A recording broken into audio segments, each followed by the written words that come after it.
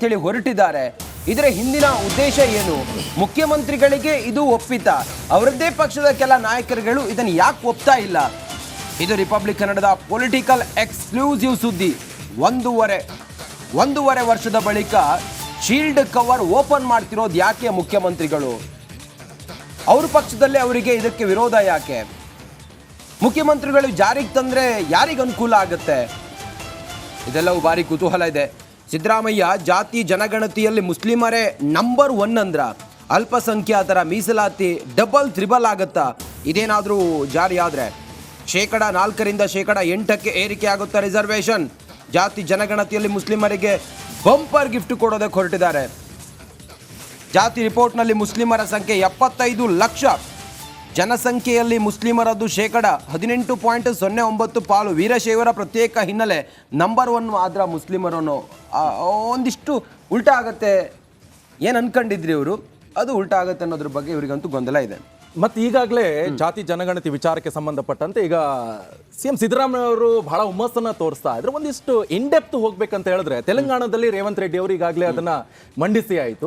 So ಬಹಳ ಹುಮ್ಮಸ್ನಿಂದ ಮಂಡಿಸಿದ್ರು. ಅದು ಕೂಡ ಯಂಗ್ ಲೀಡರ್, ಸಿದ್ದರಾಮಯ್ಯ ಅವರಿಗಿಂತ ಯಂಗ್ ಲೀಡರ್ ಮೊನ್ನೆ ಬಂದಂತ ಅದು ಕೂಡ CM ಆದವರು ಮಂಡಿಸಿ ಬಿಟ್ರು. ಗುಜರಾತ್ ಅಲ್ಲೂ ಕೂಡ ಒಂದು ಅಧಿವೇಶನ ಸಂದರ್ಭದಲ್ಲಿ ಬಹಳ ಹೊಗಳೆ ಅಟ್ಟಕ್ಕೇರಿಸ್ಬಿಟ್ರು ರೇವಂತ್ ರೆಡ್ಡಿ ಅವರನ್ನ. ಆದ್ರೆ ಎಲ್ಲೋ ಒಂದ್ ಕಡೆ ಇದನ್ನ ಈ ಬುಟ್ಟಿ ಒಳಗಿಂದ ಹಾವಿದ್ದವ್ರ ತರ ಇವಾಗ ಬಿಡ್ತೀವಿ ಜಾತಿ ಜನಗಣತಿ, ಇನ್ನೊಮ್ಮೆ ಮತ್ತೆ ಬಿಡ್ತೀವಿ ಅಂತ ಹೇಳ್ಕೊಂಡು ಕಾಂಗ್ರೆಸ್ ಸರ್ಕಾರ 1.5 ವರ್ಷ ಮುಂದೂಡ್ಕೊಂಡು ಬಂತು. ಅಂತೂ ಇಂತೂ ಈ ಭಯ ಪಡ್ಸೋಕಂತೂ ಅಲ್ಲ, ಬಟ್ ಏನೋ ಒಂಥರ ನಮ್ಮ ಸರ್ಕಾರ ಇದನ್ನೊಂದು ಮಾಡಿಬಿಡ್ತು, ಒಂದು ಹಿರಿಮೆ ಹಿಗ್ಗಿತನ ಅವೆಲ್ಲವೂ ಕೂಡ ಒಂದು ಅಳವಡಿಸ್ಕೊಂಡು ಮುನ್ನಡೆಯುವಂತ ಒಂದು ಸಂಸ್ಕೃತಿ ರೂಢಿಸ್ಕೊಂಡು ನಾವು ಬಂದಿದ್ವಿ. ಜಾತ್ಯತೀತತೆ ನಾವು ಸಿದ್ದರಾಮಯ್ಯವರು ಅಂತ ಕರೆಸ್ಕೊಳ್ಳೋದಕ್ಕೂ ಕೂಡ ಇದು ಎಲ್ಲ ಒಂದ್ ಕಡೆ ಜಾತಿ ಜನಗಣತಿ ವರದಿಯನ್ನ ಬಿಡುಗಡೆ ಮಾಡಿ ನಾವು ಒಂದು ಹೆಸರು ಮಾಡೋಣ ಅಂತ ಆ ಹುಮ್ಮಸ್ ಇರಬಹುದಾ ಅಂತ. ಹೌದು, ಖಂಡಿತ.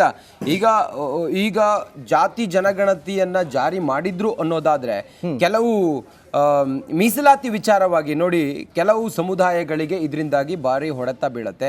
ಅದ್ರ ಜೊತೆಗೆ ನೀವು ಹೇಳ್ದಂಗೆ ಬೇರೆ ಬೇರೆ ರಾಜ್ಯದಲ್ಲಿ ಜಾರಿ ಮಾಡಿದೆ. ಅದ್ರ ಜೊತೆಗೆ ಹೈಕಮಾಂಡ್ ಇದ್ರ ಬಗ್ಗೆ ಜಾತಿ ಜನಗಣತಿ ವರದಿಯನ್ನ ಜಾರಿ ಮಾಡಿ ಅಂತ ಹೇಳಿ ರಾಹುಲ್ ಗಾಂಧಿಯೇ ಹೇಳಿದ್ದಾರೆ. ಹಾಗಾಗಿ ಸಿದ್ದರಾಮಯ್ಯನವರಿಗೆ ಎಲ್ಲವೂ ಕೂಡ ರೂಟ್ ಕ್ಲಿಯರ್ ಆಗಿದೆ ಜಾರಿ ಮಾಡೋದಕ್ಕೆ. ಮತ್ತೆ ಅಲ್ಪಸಂಖ್ಯಾತರಿಗೆ ಅದು ಅನುಕೂಲ ಆಗುತ್ತೆ ಅನ್ನೋ ವಿಚಾರ ಇದೆ. ಆದರೆ ಅತಿ ದೊಡ್ಡ ಸಮುದಾಯ, ನಾನು ಆಗ್ಲೇ ಹೇಳಿದಾಗೆ ಒಕ್ಕಲಿಗ ಮತ್ತೆ ಲಿಂಗಾಯತ ಸಮುದಾಯದ ಭಾರಿ ವಿರೋಧ ಇದೆ.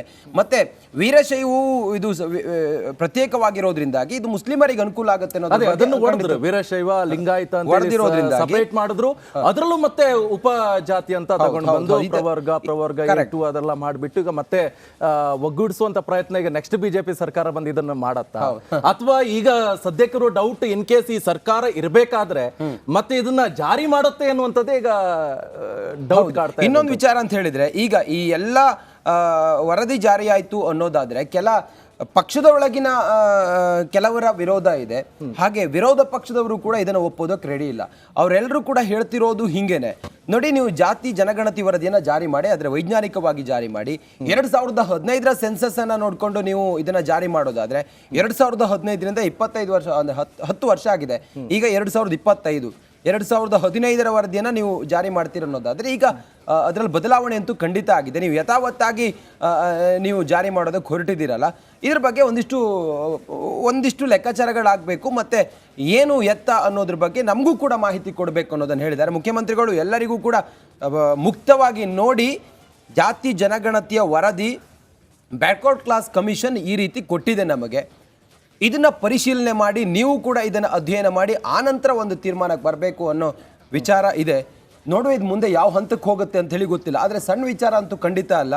ಪ್ರತಿಪಕ್ಷಗಳು ಆಡಳಿತ ಪಕ್ಷದ ನಡುವೆ ಇದೊಂದು ರೀತಿಯಲ್ಲಿ ಗೊಂದಲದ ಗೂಡಾಗಿದೆ, ಜಟಾಪಟಿ ಕಾರಣ ಆಗಿದೆ. ಸಿದ್ದರಾಮಯ್ಯ ಮಾತ್ರ ಜಾರಿಗೆ ತರಲೇಬೇಕು ಅಂತೇಳಿ ಪಟ್ಟು ಹಿಡಿದಿದ್ದಾರೆ.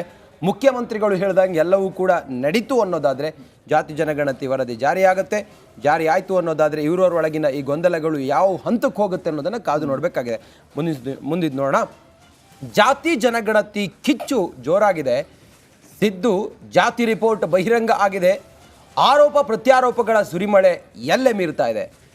ಗುರುವಾರದ ಸಚಿವ ಸಂಪುಟ ಸಭೆಯಲ್ಲಿ ಇದು ಜಾರಿ ಆಗುತ್ತಾ ಅನ್ನುವ ಒಂದು ಕುತೂಹಲ ಇದೆ, ಅಥವಾ ಇದು ಮುಂದೂಡಿಕೆ ಆಗುತ್ತಾ ಅನ್ನೋದ್ರ ಬಗ್ಗೆಯೂ ಕೂಡ ಕುತೂಹಲ ಇದೆ. ಸದ್ಯ ಸಿದ್ದರಾಮಯ್ಯ ಅವರ ಕೈಯಲ್ಲಿದೆ. ಅದ್ರ ಜೊತೆಗೆ ಅವರ ಸಚಿವ ಸಂಪುಟ ಇದಕ್ಕೆ ಒಪ್ಪಿಗೆ ಕೊಡುತ್ತಾ ಒಳಗಿನ ಪಕ್ಷದ ಒಳಗಿನ ಒತ್ತಡಗಳು ಇವರನ್ನ ಮತ್ತೆ ಈ ಕುರಿತಾಗಿ ತಿರುವೆ ಹಾಗೆ ಮಾಡುತ್ತಾ ಎಲ್ಲವೂ ಕುತೂಹಲ ಇದೆ. ಈ ಕುರಿತಾಗಿ ಒಂದು ಡಿಟೇಲ್ ವರದಿ ಇದೆ, ಮೊದಲು ನೋಡೋಣ ಬನ್ನಿ.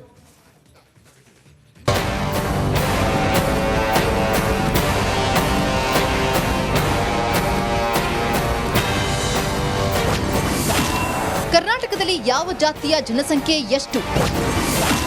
ಜಾತಿ ಗಣತಿಯ ಅಂಕಿ ಅಂಶ ಕೊನೆಗೂ ಬಹಿರಂಗ. ರಾಜ್ಯ ಸರ್ಕಾರದ ದಶಕದ ಬಳಿಕ ಜಾತಿ ಜನಗಣತಿಗೆ ಮೆತ್ತಿದ ಧೂಳು ಜಾಡಿಸಿದೆ. ಕಳೆದ ವರ್ಷ ಕೈ ಸೇರಿದ್ರೂ ಈಗ ವರದಿ ಜಾರಿಗೆ ಮುಹೂರ್ತ ಕೂಡಿ ಬಂದಿದೆ. ಮೊನ್ನೆ ಸಚಿವ ಸಂಪುಟದಲ್ಲಿ ಹಿಂದುಳಿದ ವರ್ಗಗಳ ಶಾಶ್ವತ ಆಯೋಗದ ಸಾಮಾಜಿಕ ಶೈಕ್ಷಣಿಕ ಸಮೀಕ್ಷೆ 2015 ಮಂಡನೆ ಆಗಿದೆ. ಸಮಗ್ರ ಚರ್ಚೆಗೆ ಮುಂದಿನ ಗುರುವಾರದ ಸಚಿವ ಸಂಪುಟ ಸಭೆಯಲ್ಲಿ ಮುಹೂರ್ತ ನಿರ್ಣಯ ಆಗಿದೆ. ಈ ಮಧ್ಯೆ ಜಾತಿ ಜನಗಣತಿಯ ಮಾಹಿತಿ ಹೊರಬಿದ್ದಿದೆ.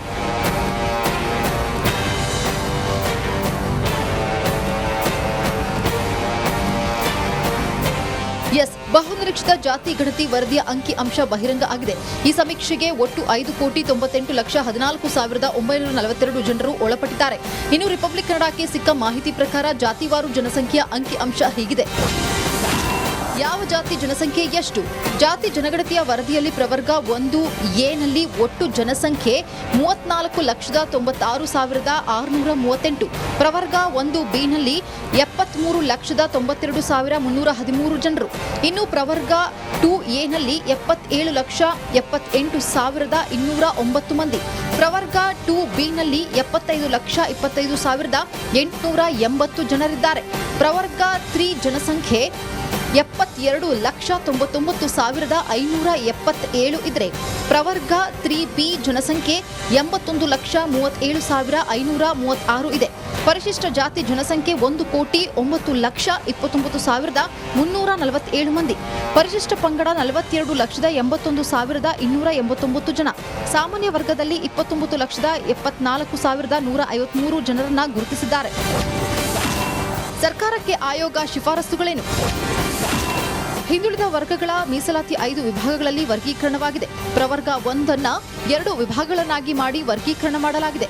1A ಮತ್ತು 1B ಎಂದು ವರ್ಗೀಕರಿಸುವಂತೆ ಶಿಫಾರಸು ಆಗಿದೆ. ಕಾಯಕ, ಕುಲಕಸುಬು ಆಧಾರಿತ, ಅಲೆಮಾರಿ, ಅರೆ ಅಲೆಮಾರಿ ಸಮುದಾಯಗಳಿಗೆ ಈ ವರ್ಗೀಕರಣದಲ್ಲಿ ಮನ್ನಣೆ ನೀಡಲಾಗಿದೆ. ಹಾಲಿ ಇರುವ ಪ್ರವರ್ಗ 1ಕ್ಕೆ 4% ಮೀಸಲಾತಿ ಇದೆ. ಇದನ್ನು 2 ಭಾಗಗಳನ್ನಾಗಿ ಮಾಡಿ 1Aಗೆ 6%, 1Bಗೆ 12% ಮೀಸಲಾತಿಗೆ ಸಲಹೆ ನೀಡಲಾಗಿದೆ. ಹಿಂದುಳಿದ ವರ್ಗಕ್ಕೆ ಲಾಸ್, ಮುಸ್ಲಿಮರಿಗೆ ಬಂಪರ್. ಹಾಲಿ 2Aಗೆ ಇರುವ 15% ಮೀಸಲಾತಿಯನ್ನ 10% ಇಳಿಸುವಂತೆ ವರದಿಯಲ್ಲಿ ಶಿಫಾರಸು ಮಾಡಲಾಗಿದೆ. ಆದರೆ 2B ಅಂದರೆ ಮುಸ್ಲಿಂ ಸಮುದಾಯಕ್ಕಿರುವ 4% ಮೀಸಲಾತಿಯನ್ನ ಡಬಲ್ ಅಂದರೆ 8% ಏರಿಸುವುದಕ್ಕೆ ಶಿಫಾರಸು ಮಾಡಲಾಗಿದೆ. ಹಾಗೆ 3Aಗಿರುವ 4% ಮೀಸಲಾತಿಯನ್ನ 7% ಏರಿಸುವುದಕ್ಕೆ ವರದಿಯಲ್ಲಿ ಶಿಫಾರಸು ಮಾಡಲಾಗಿದೆ. ಇನ್ನು 5% ಇರುವ 3B ಮೀಸಲಾತಿಯನ್ನ 8% ಹೆಚ್ಚಿಸುವಂತೆ ಜಾತಿ ಗಣತಿ ವರದಿ ಹೇಳಿದೆ. Pavan K Lakshmikanth, Republic Kannada.